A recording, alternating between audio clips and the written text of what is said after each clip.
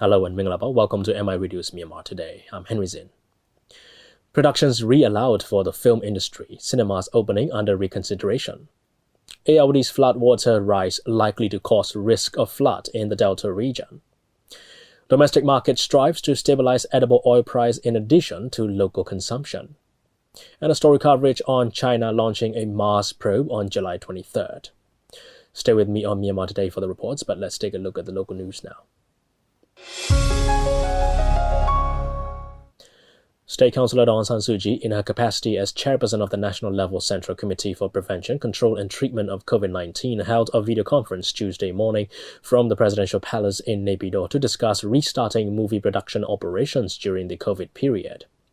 Union Minister for Health and Sports Dr. Myen Tway, Chairman of the Myanmar Motion Picture Organisation Unyinyi Thonluin, and Chairman of the Mingala Cinema Group Uzo Min attended the meeting. Union Minister Dr. Myen Tway emphasized his ministry is helping the film industry in the prevention of COVID-19 disease, and all the stakeholders in this business need to know the precautionary measures of this disease thoroughly to be able to resume this sector. He continued to discuss the possible risks of infection without showing symptoms, as there is no vaccine for COVID-19 until now. The schools have reopened with care not to let second and third waves of the pandemic occur. The Union Minister also discussed the draft plan for film shootings based on the experiences of this business in Florida and the Netherlands, the field surveys of senior health officials at the shootings, recommendations of the ministry on the entire film production process. The Central Body on Anti-Money Laundering held a meeting at the Ministry of Home Affairs in Naypyidaw Tuesday. The Central Body completed 27.27% of the 5-year project in 2019. Myanmar is among the nations that were placed on the list, jurisdictions under increased monitoring by the Financial Action Task Force, FATF, in February 2020. Union Minister for Home Affairs Lieutenant General Sotut said to implement the recommendations made by the FATF, an action plan was drawn and implemented. The anti-money laundering body has cooperated with the relevant authorities in order to set up registration systems for organizations related to designated non-financial businesses and professions.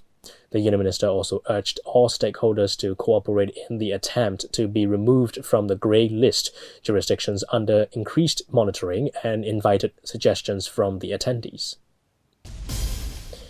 Union Minister for Information Dr. Pei Myen separately received the representatives of Myanmar Press Council led by its chairman Ayeyawady Uwongjain and Executive Director U Tin Sui of MPRL EMP Group of Companies and Party Tuesday in Naypyidaw.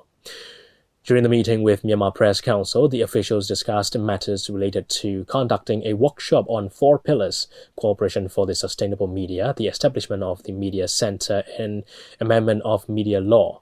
At the meeting with MPRL ENP Group of Companies, the officials discussed matters related to obtaining co-location service for the implementation of the e-government system.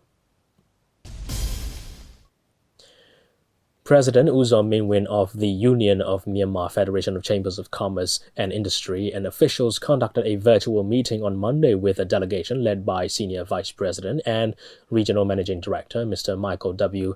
Michalek of U.S. ASEAN Business Council to discuss matters concerning the growth of Myanmar's economy, business opportunities, and cooperation between the U.S. and Myanmar.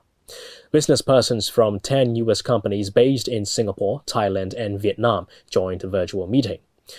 Business persons and representatives of Bauer Group Asia, Chevron, Sharp, Coca-Cola, ExxonMobil, Google, Shapigo, Pernod Ricard, Scholar, and Visa talked about the possible business situations and potential investments in the post-coronavirus era.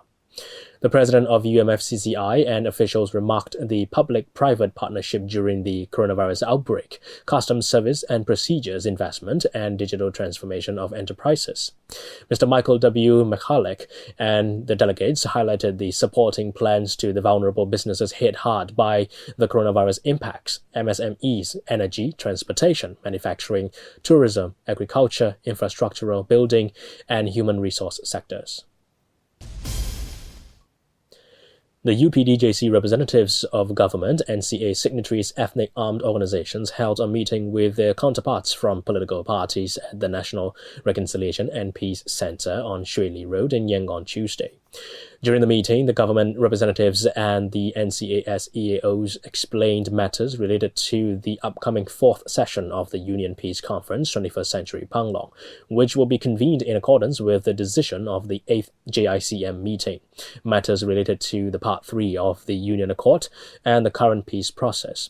They also replied to the questions of UPDJC representatives from political parties. That's all with the local news, and we'll dive right into our first report now. State Councillor of the Republic of the Union of Myanmar, Aung San Suu Kyi, hosted a regular video conference on Tuesday at a session of film industry together with the Union Minister for Ministry of Health and Sports, Dr. Mien Tsui, Chairman of Myanmar Motion Picture Organization, Unyi Tonluin, Chairman of Mingla Group of Cinema, Uzo Min. Pyo 32 has more. The Ministry of Information realigned film production after nearly 4 months backlogs in entertainment industry. The MOI released an announcement on 27 July 2020 that production house can reoperate their work on music video, commercial video, film and film series productions by receiving permission from Myanmar Motion Picture Organization a week in advance before shooting. State Councillor Aung San Suu Kyi on July 28 hosted a regular video conferencing at a section of film industry together with the participants, Dr. Mien Tsui, Union Minister for the Ministry of Health and Sports, Unyi Tonluin, Chairman of Myanmar Motion Picture Organization, and Uzo Min, Chairman of Mingla Groups of Cinema. Dr. Mien Tsui, Union Minister for the Ministry of Health and Sports, discussed. COVID-19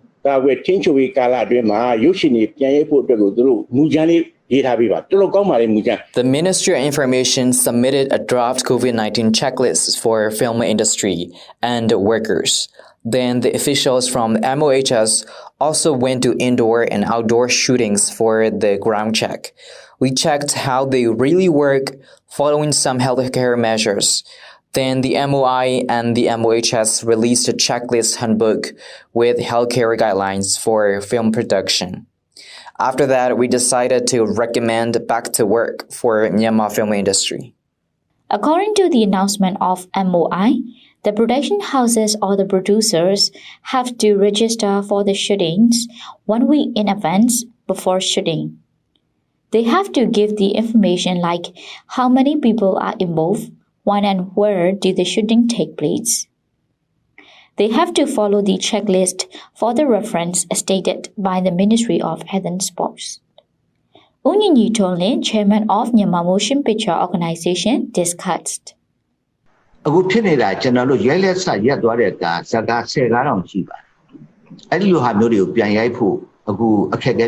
are 10 films which can't resume the production to the end. For the first, we are trying to resume this work again. The checklist and the handbook are distributed to reach in the hand of directors, producers, and shooting managers. They have to learn and digest the guidelines in the handbook, and they can set up the setting by following these guidelines. The handbook and the checklist have already been disseminated to the respective motion picture production houses and companies to restart the film production. But there is no additional announcement for reopen of the film screening in cinemas. Uzo Min, Chairman of Mingla Groups of Cinema, discussed. We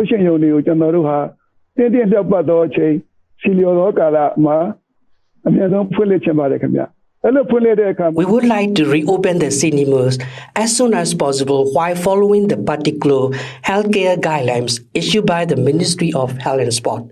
We have prepared and modified the cinemas for new normal conditions, so the Ministry of Health and Sport can also check and suggest us the better guidelines. We would like to request that 50% of the seats in the cinemas have to be sold off by showtime. I suppose this number will be relevant and reasonable for the theater owners, film producers, and also the moviegoers.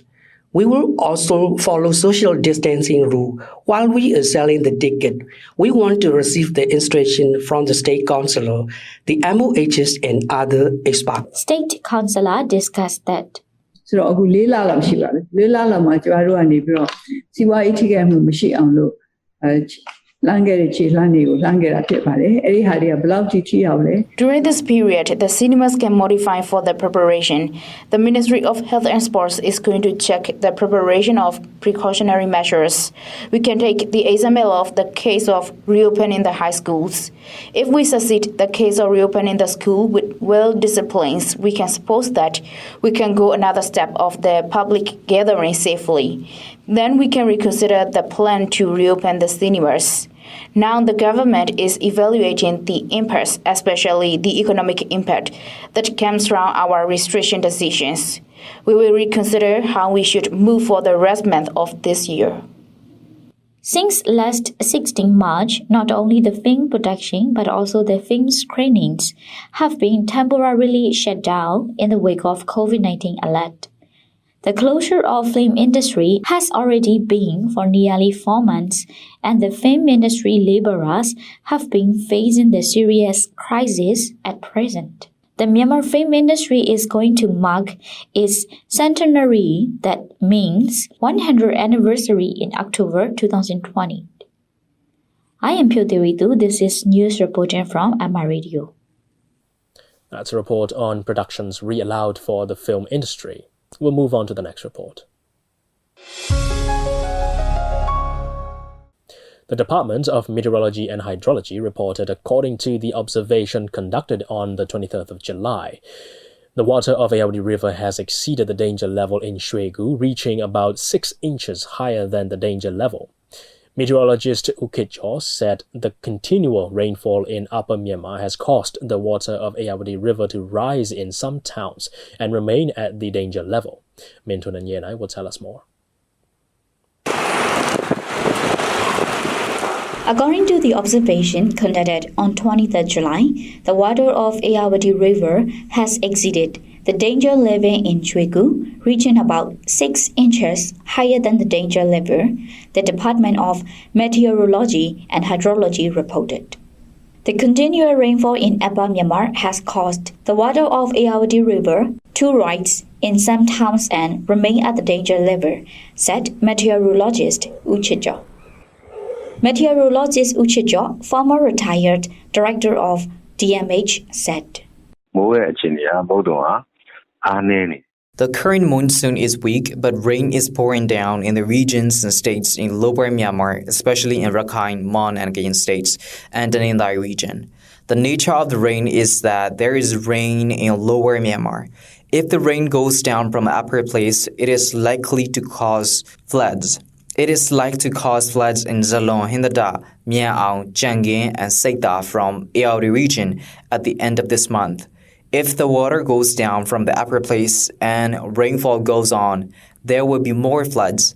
Now it is raining in Lower Myanmar, but it isn't in Upper Myanmar. If the rain is going to fall in Upper Myanmar, the tide will be on the rise.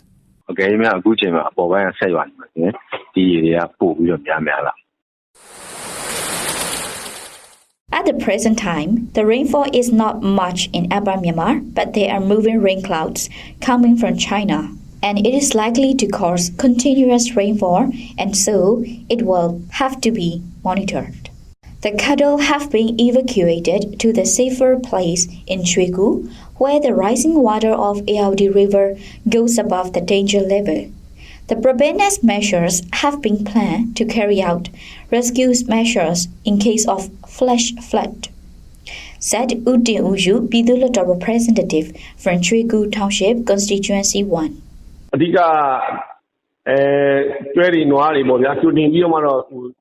The cattle from low-lying areas have been relocated in safe places in advance to prevent them from being affected by the possible flood. When the water from danger level goes down back, non-long lake houses are found to have submerged in the water. The flood victims are sheltered at designated monasteries and religious structures. There's no severe flood here. Crop plantations are seen in arable lands on high places of inland. Most of the plantations are submerged. But we have plant preparedness measures and we always keep in touch with relevant authorities such as administrations and fire services. We will have to evacuate those living near the bank of river to the safe place in time. For this, we have to make plans in advance. The rising water in Ayeyawady River has not yet exceeded the bank level in Ayeyawady region, although now is near the end of July, said farmer Ayeyawady from the Nubu Township. Ayeyawady, farmer from the Nubu Township of Ayeyawady region, said, Now it's going to end July. Ayeyawady region doesn't see the water level to have not reached the designated level yet. If the water floods the sandbank, the soil becomes fertile for the cultivation. If the rain and the water are appropriate, it will be better. If the water does not flood the sandbank, the soil is not fertile for the cultivation. If the water excessively floods the sandbank, the embankment is likely to collapse. Now in Danube, the river water is not much. It is different from every year. The water exceeds the danger level in Upper Myanmar every year. For example, if the river water extremely rises in the Beijing and Qatar, it is likely to cause the risk of flood in our place. But it can be said this year is the lowest level of water in the river within 40 or 50 years. Now is the flood time and there may be two types of floods during July and August. It is likely to cause floods and heavy rain in the rivers and creeks. Certain floods and landslides may take place on highly regions, meteorologist Uchecho warned. We will have to pay attention to three kinds of risks such as heavy rain, flood, and sudden flash flood in Kachin, Upper Sagai, Chin, Rakhine, Kayin, Mon, and Nindai. During July and August, there will be sudden flash flood and landslides.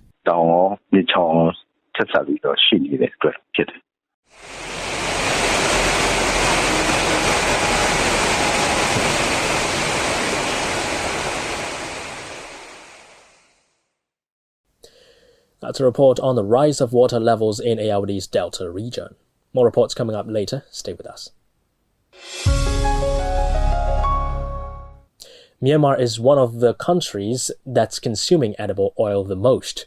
There has been an increase in the population of the country every year with a promotion in the standard of living. A variety of dishes is extensively created and consumed. At the same time, the consumption of edible oil has been increasing year after year. According to Myanmar Edible Oil Dealers Association, the consumption of edible oil amounts to about 1.1 million tons in a year. The consumption market uses about 500,000 or 600,000 tons, while commercial, manufacturing, hotel, and tourism uses about 500,000 tons. Sueman will tell us more. Myanmar is one of the countries that are consuming edible oil the most. There has been an increase in the population of the country every year with the promotion in standard of living. A variety of dish is extensively created and consumed. At the same time, the consumption of edible oil has been increasing year after year. The consumption of edible oil amounts to about 1.1 million tons in a year. The consumption market uses about 500,000 or 600,000 tons, while commercial, manufacturing, hotel and tourism uses about 500,000 tons, according to Myanmar Edible Oil Dealers Association. About 350,000 tons of edible oil can be produced, and about 700,000 tons of edible oil has to be imported from abroad. U Paing Phyo Tan, General Secretary of Myanmar Edible Oil Dealers Association, said, The demand for edible oil was high once the first case of COVID-19 was found in Myanmar. We discussed with the relevant department over the high demand, and so there was no shortage of edible oil. Until the 23rd of July, we still have more than 40,000 tons of edible oil remaining, and it is intended for import. The requirement of edible oil for 1 month is 55,000 tons. Next month, the vessel carrying edible oil is going to arrive. The food shortage will not be any longer in the future. The import of the edible oil is sufficient enough for the country. These days, the price of edible oil is a little higher. This was because the prices of the edible oil and crude oil went down during the COVID-19 outbreak. Therefore, the price of edible oil also decreased. The floods occurred in Malaysia and Indonesia, two major countries of producing palm oil, and their production decreased by 17% below the regular production volume. It is hoped that the price of edible oil will become stable back in Malaysia and Indonesia during August and September. There are many different kinds of oils in the domestic market. The prices are also different. Most of the people consume edible oil and its price is a little higher these days. Don Ninimye, owner of Pyopi Edible Oil Shop in Yangbinli Market, said, The sales force decreases by half during the COVID-19 outbreak, but the price is high. The price of edible wines jumps up 100 jets per vase, and the today price is 1,710 jets. The reason for the price hike depends on foreign currency. There is no fluctuation in the price of groundnut oil, and edible oil is in more demand. We can buy the edible oil as much as we can, but when we sell it back, there are only a few customers. The buyers from the countryside are not many. There may be door-to-door sale in the wards. The companies make field trip to sell the oil to the customers by door-to-door system. In the past, there were alms-giving ceremony during the Buddhist land, and so the demand was good. Now, I don't think the sale food is better because the restriction on gathering of more than 5 people is still in effect. In the country, a person is regularly using about 1 vase of oil in a month. It seems to be higher in the consumption, but in comparison with the neighboring countries, the consumption isn't still much, according to Myanmar Edible Oil Dealers Association. Plans are underway to raise public awareness of how to choose the suitable oil as the oil consumption becomes higher. U Paing Phyo Tan, General Secretary of Myanmar Edible Oil Dealers Association, said, Our Myanmar people like to consume oil. Oil contains in the noodle salad we have as the breakfast. It is not easy for us to avoid the oil when we have meals. We have to consume the oil unavoidably. Regarding the use of oil, the oil is fried for several times. In connection with the storage of the oil, we still need to conduct public awareness in our country. How many times is the oil fried? How many times is the oil used? How much temperature is the oil heated? Our association will place more attention in the future. Everyone has the right to use the oil of own choice. The most important thing is to use the oil hygienically. Myanmar imports 90% of edible oil from Indonesia and 10% from Malaysia in order to deal with the local oil consumption. Myanmar imports sunflower oil from Turkey, Russia, and Ukraine. Other oils, including soybean oil, are also imported depending on the market demand situation. We have one last report on China launching a Mars probe. Stay tuned, we'll be right back. China launched a Mars probe on July 23rd, aiming to complete orbiting, landing, and roving in one mission. The journey to Mars will take 6 to 7 months, and the probe is expected to reach the Red Planet around February 2021. Mars is one of the planets in the solar system that is closest to the Earth and has the most similarities to our natural environment. The Red Planet has always been one of the destinations in humans' space adventures. Akajo has more. China launched a Mars probe on the 23rd of July, aiming to complete orbiting, landing, and roving in one mission and taking the first step in its planetary exploration of the solar system. A Long March 5 rocket, China's largest launch vehicle so far, carries a spacecraft with the mass of about 5 tons. The launch took place at the Wencheng spacecraft launch site on the coast of South China's island province Hainan. The journey to Mars will take 6 to 7 months, and the probe is expected to reach the red planet around February 2021. After it enters Mars orbit, it will spend 2 to 3 months surveying potential landing sites using a high-resolution camera to prepare for the landing in May. Masaji Nguyen from China Media Group CI Myanmar Department explained more on the Tianwen-1. တရုတ်ပြည်ရဲ့ဒီပထမဆုံးအင်္ဂါဂြိုလ်စူးစမ်းလေ့လာရေးရင်Tianwenအမှတ်1ကိုဇူလိုင်လ23ရက်နေ့ကလွှတ်တင်ခဲ့တယ်။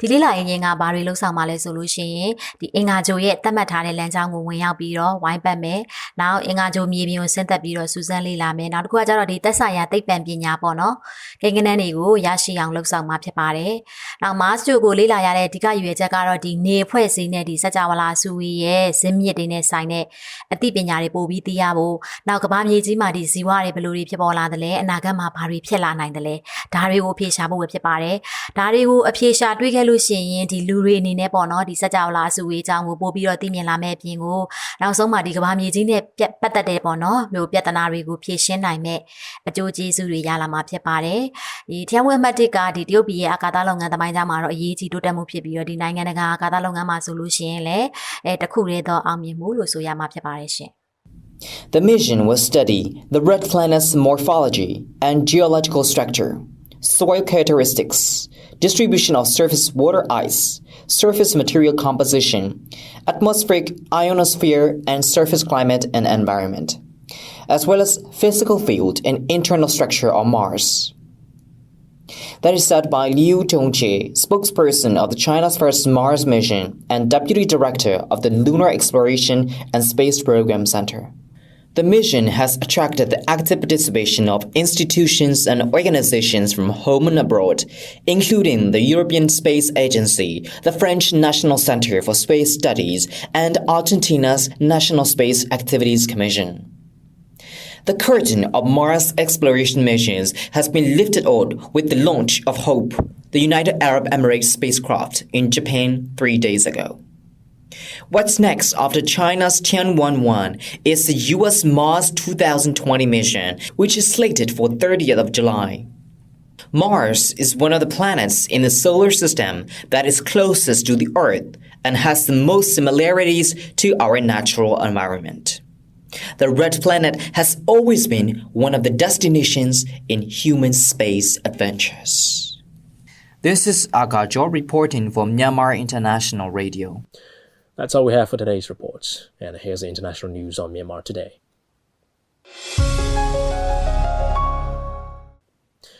Another 1,000 Americans have died from COVID-19 over a 24-hour period as infections show little sign of slowing down. Johns Hopkins University reported Tuesday more than 16.5 million COVID-19 cases worldwide, including more than 4.3 million in the United States. The number of deaths in the U.S. is approaching 150,000. The governor of the state of North Carolina says more than 1,200 coronavirus patients are currently hospitalized. It's the highest number of people hospitalized with COVID-19 in the state since the beginning of the pandemic. The state of Oklahoma reported more than 1,000 new COVID-19 cases Tuesday, the third straight day over 1,000. Chinese President Xi Jinping on Tuesday called for making the Asian Infrastructure Investment Bank, AIIB, a new platform that promotes development for all its members and facilitates the building of a community with a shared future for mankind. Xi made the remarks when addressing via video link the opening ceremony of the 5th annual meeting of the Multilateral Development Bank. He called on efforts to make the AIIB a new type of multilateral development bank that promotes development across the world, a new type of development platform progressing with the times, a new type of high-performance institution for international cooperation, and a new paradigm of multilateral cooperation. 全球抗击新冠肺炎疫情的实践表明，人类是休戚与共、风雨同舟的命运共同体。唯有相互支持、团结合作，才是战胜危机的人间正道。解决经济全球化进程中出现的矛盾，各国应该努力形成更加包容的全球治理，更加有效的多边机制，更加积极的区域合作。亚投行应该成为促进成员共同发展、推动构建人类命运共同体的新平台。中国始终支持多边主义，践行多边主义，以开放合作、共赢精神同世界各国共谋发展。中国将继续同各成员一道支持亚投行，办好亚投行，为国际社会应对风险挑战、实现共同发展做出更大贡献。In other news, a Malaysian court on Tuesday sentenced Malaysia's former Prime Minister Najib Razak to 12 years in jail and fined him 210 million ringgit for abuse of power linked to a multi-billion-dollar financial scandal at State Fund One Malaysia Development Berhad, 1MDB, he founded. The court also sentenced him to 10 years in jail on each of 3 charges of criminal breach of trust and 3 charges of money laundering for illegally receiving nearly $10 million from former 1MDB unit, SRC International. Malaysian High Court Judge Muhammad Nauzlan Muhammad Ghazali ordered that the jail terms should run concurrently. Najib was on Tuesday found guilty of all 7 charges in the first of 5 trials he faces over a multi-billion-dollar graft scandal at 1MDB. State news agency Korean Central News Agency reported the Democratic People's Republic of Korea imposed tougher prevention measures against COVID-19 on Tuesday after it locked down the border town of Kaesong to tackle what could be its first publicly confirmed case of the coronavirus. Strict quarantine measures and the screening of districts were in progress, and test kits, protective clothing, and medical equipment were being rapidly supplied. The measures came after DPRK's leader Kim Jong-un declared an emergency on Sunday after a person was suspected to be infected with the coronavirus. Intolerance of minorities and races abused in Poland's schools is going unchecked, fear activists and campaign groups who blame the country's right-wing government for accelerating the problem due to its promotion of traditional values. Students and their parents from a migrant or traveler background complain that educational institutions are failing to prevent racism. Anna, who did not want to use her full name, told CGTN Europe when she informs teachers that her daughter has been called the N-word, her teacher turns a blind eye and tries to joke about it. While in the village of Maskowice, in the country's south, the local Roma community has complained that following the COVID-19 outbreak, unlike Polish children, Romani youngsters have not been offered laptops necessary for remote learning. And that's all we have for now. Thanks for joining me on Myanmar Today. I'm Henry Zin. Stay safe and stay protected, everyone. I'll see you again. Goodbye.